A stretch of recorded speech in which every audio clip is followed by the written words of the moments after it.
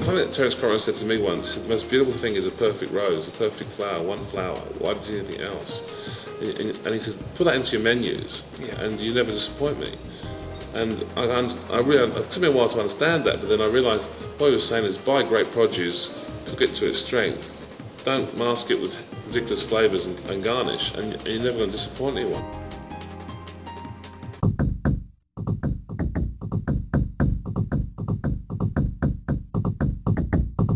The Botanical, it's a local restaurant, it's a local icon. It used to be a very famous watering hole.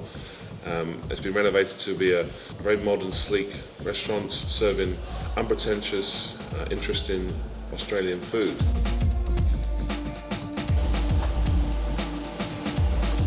I'm from London. I trained in some great hotels in my youth, when hotel dining rooms were the kind of prestigious restaurants to work in, with Michelin stars. Like which ones? I was at Le Meridienne when they had a Michelin star, when Michel-Starred was the consultant chef. Yes. And at the Dorchester when Mosman was there, and they had two Michelin stars in the Terrace restaurant. Then at Inn of the Park when I had a Michelin star at the Four Seasons Hotel with Jean-Christophe Nouvelli and Bruno Lubert. And then went to work for the Roux Brothers for about 3 years in various restaurants and a country house hotel called Hanbury Manor, which we set up for Albert Roux. And then I joined Conran restaurants and worked for Terence for 5 years. I opened Quaglino's. At the Dorchester, what you learned as a cook was organisation and technical skills, discipline, and there's a huge brigade, very organised hotel, very busy hotel. Le Meridienne was more of a cooking experience, fine dining restaurant, 40 seats, 12, 14 chefs. It was really a perfectionist sort of kitchen. You learnt very fine skills, and working with Michel Laurent, who was a consultant chef, he went to France every month and worked in his 3-star Michelin restaurant. So it was more of a culinary, honing your skills, perfecting French technique in a very sort of, almost sort of nouvelle cuisine was the sort of style in those days. Then I kind of felt I needed to experience volume, because that was very much the trend at the time, big restaurants, big brasseries, and I wanted to do something with quality, and Terence has opened this beautiful restaurant serving great food. Yes. And I thought it would teach me business skills and organisation and planning and just every aspect of running a business, as well as being associated with great produce. I was a sous chef at Quags when I started, when it opened, and 5 years later I was the executive chef at the age of 27, which was quite a big achievement for a young man to run such a busy restaurant. It was feeding 1,000 people every day. Why Australia? I was bored in London, to be honest. I felt like I needed to learn something else. I was infused by Thailand and just Asian food in general, really. So I felt Australia would be a great sort of the starting point. I was surprised when I came to Melbourne how strong the European influence was, with the Italian community here, the Greek community here. Yes. The Mediterranean food was a lot stronger than there was in London at the time.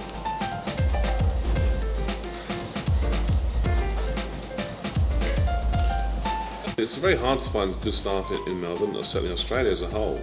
Most of the good chefs are working in Europe. They want to travel and see that part of the world. Is to find locals and to train them up to that European standard is a real challenge. So you're a fool if you don't have reverence for your team and respect, and you're humble, and you really make them realise it's an education which they're getting paid for as well.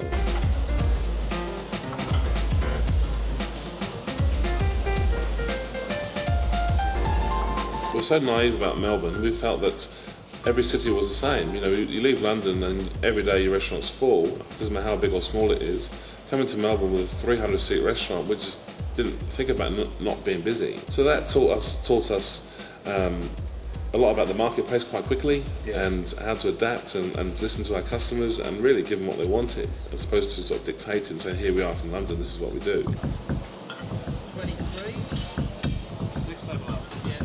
How do you compose a dish or a menu? What are you looking for? And particularly in Australia, is it different to composing overseas? It is, in a sense. You kind of think about what's available. It's not necessarily what's in vogue. It's a very cuisine de machine, in other words. Very much so. It's a very local market. It's an ever-changing market. It reflects on the climate. If there's a hot day, you lose all your soft herbs and you lose, your asparagus and your watercress, and You know, so you've got to react pretty quick. And so I'm constantly talking to my growers and my suppliers, visiting the market, and really it's what's good, and we create a menu about what's good.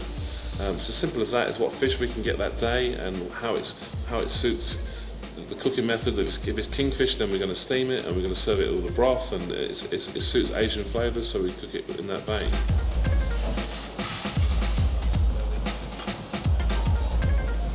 Is it a bit of a wrestle to get good produce here? It's got easier, but it's a real battle. Yeah, it's not like London where people bang your door down and you know, they're putting produce in front of you. Here you got to challenge your supplier. You got to ring them up and you got to really motivate them. But you got to be very humble as well. They're very proud, you know. Oh yeah. They think that their vegetables are the best in the world, and they probably are. But they don't send them to the local market, like you say. They go overseas, and so if you want great scallops, you got to twist someone's arm and give them a sob story about how good the scallops are in London, and you can't get the same scallops here in Australia. And eventually they kind of send you a few kilos. You have to use reverse psychology. That's right.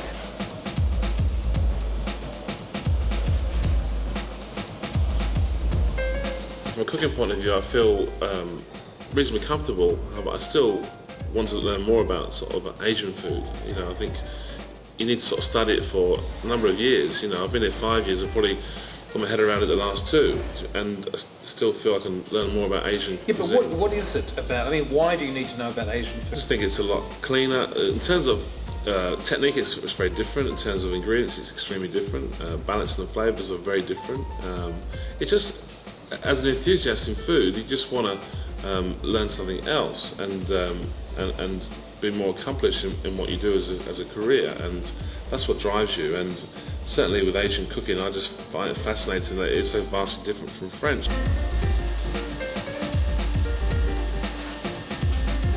I remember vividly a story in England which, when I was an apprentice, I was sent on this errand by David Chambers at the Meridian.